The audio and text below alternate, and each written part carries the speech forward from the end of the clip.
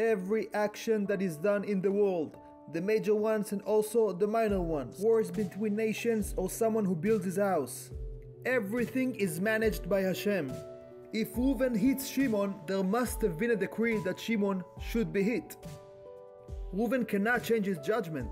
Reuven won't be able to justify himself in the heavenly court, so that he won't be punished for hurting his friend. You are forbidden to hit.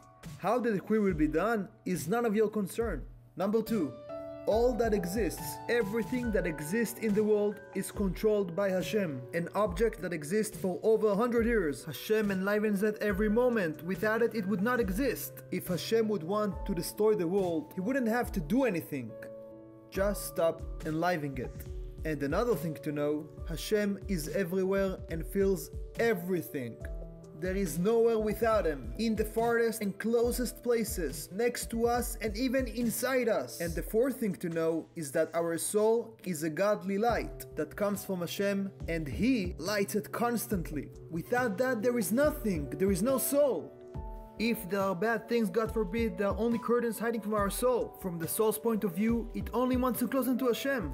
When a person strengthens himself with these 4 acknowledgements, he will experience unbelievable miracles, says Rav Chaim from Volozhin. The Rebbe from Brisk, the Gris Zatzal, told the story. When he escaped from World War II, he was in danger, and all the time he focused on these thoughts.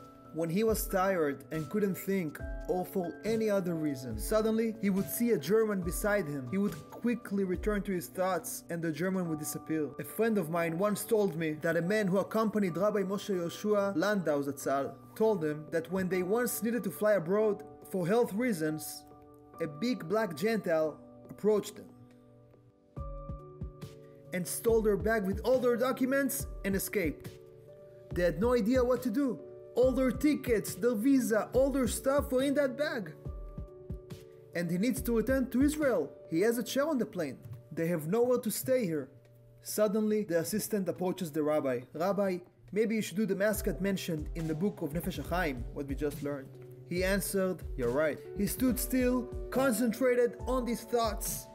And then, suddenly, the black guy came back and returned their bag. He suddenly felt some fear about the robbery and returned them their bag with everything in it. Many miracles were done with this advice.